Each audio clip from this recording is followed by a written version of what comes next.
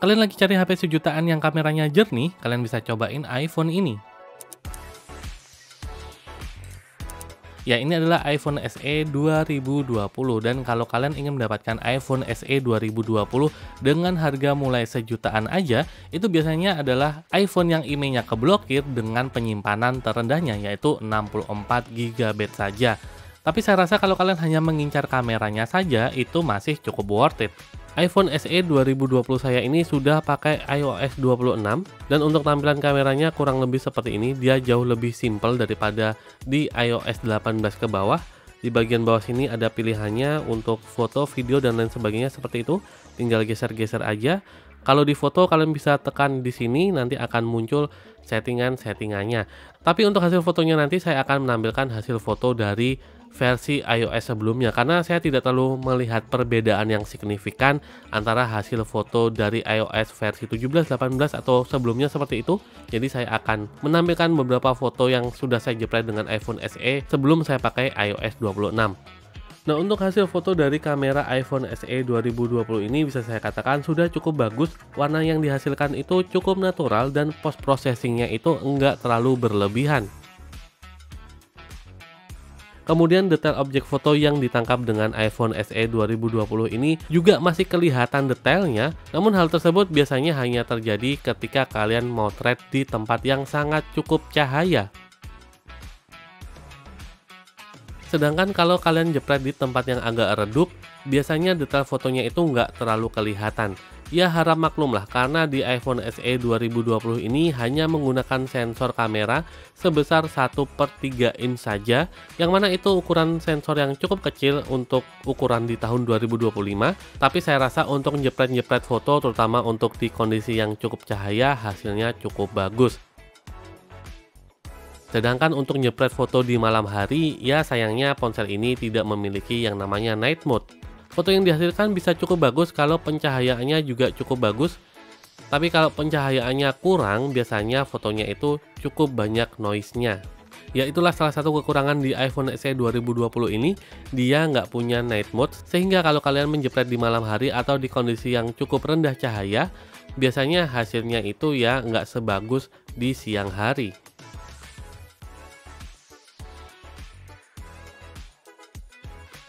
Nah, untuk perekaman video di iPhone SE 2020 dengan iOS 26, dia tampilannya jauh lebih simpel dan ketika kalian klik ini, nanti dia akan muncul settingannya. Settingannya itu hanya sebatas untuk flash dan pencahayaannya doang, nggak ada yang lain-lainnya.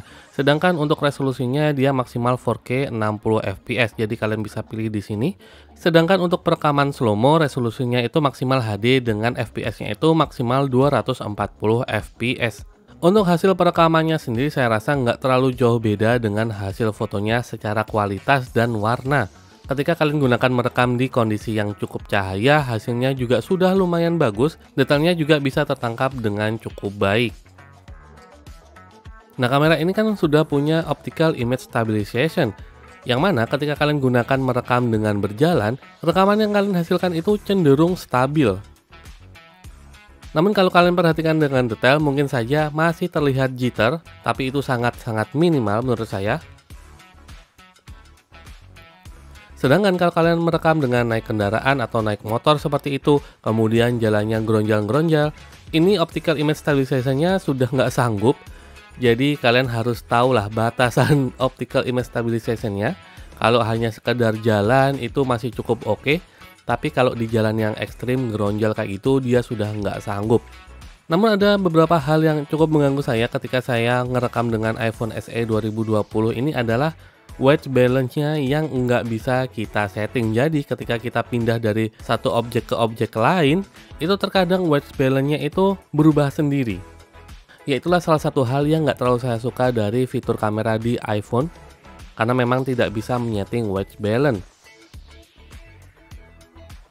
Nah, untuk hasil rekaman di malam hari, memang kamera iPhone SE 2020 ini tidak memiliki yang namanya night mode. Dan bisa kalian lihat kalau hasil rekamannya itu di tempat yang rendah cahaya, itu cukup banyak noise-nya.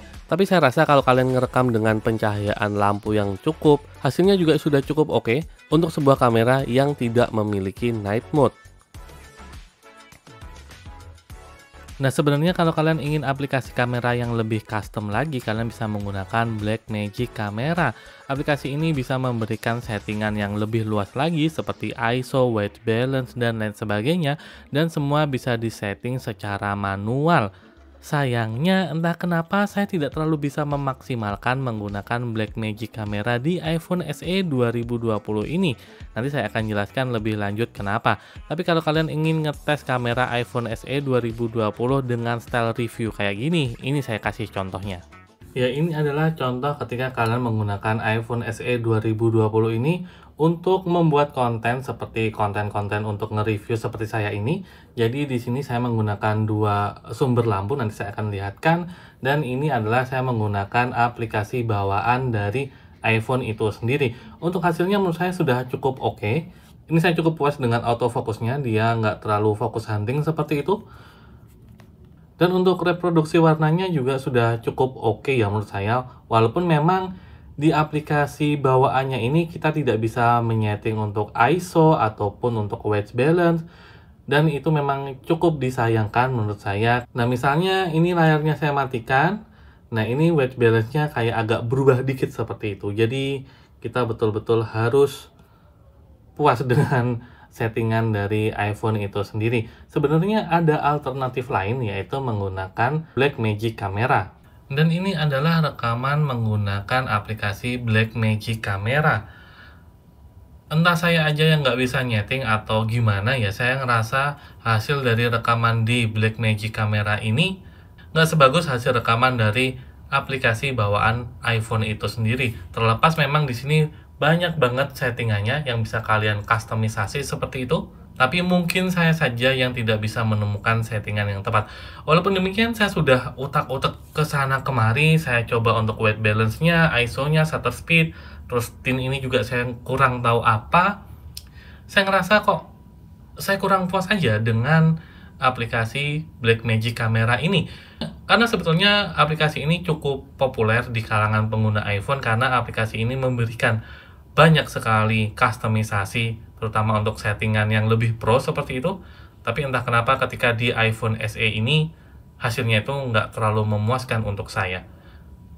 Mungkin kalian bisa coba-coba sendiri mencari settingan yang tepat untuk di Blackmagic kameranya ini di iPhone SE kalian.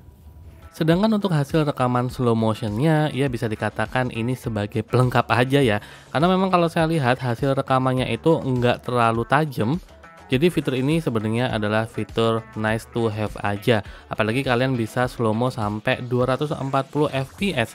Tapi sayangnya kalau kalian ngerekam slow-mo, dia itu cuma langsung jadi 30 fps seperti itu. Jadi nggak betul-betul 240 fps, tapi slow-mo-nya memang akan lebih pelan seperti itu. Jadi jangan harap rekamannya itu ada 120 fps atau 240 fps, karena itu sudah langsung dikompres. Jadi ya kita terima jadi aja. Kalau kalian ingin menggunakan iPhone SE 2020 ini untuk ngebuat konten, saya rasa hasil kameranya ini sudah cukup oke.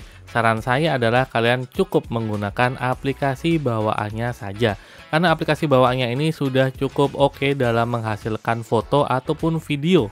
Ya, walaupun kita tidak akan bisa menyeting settingan-settingan yang lebih pro seperti white balance, ISO, dan lain sebagainya seperti itu.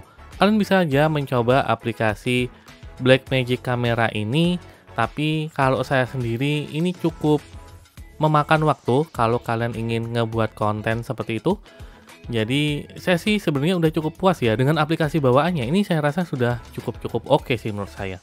Nah, mungkin itu aja yang saya ingin share sebagai pengguna iPhone SE 2020 selama kurang lebih 5 tahun ke belakang. Kalau ada yang kurang jelas, ada yang ingin ditanyakan, kalian bisa tanyakan aja di kolom komentar.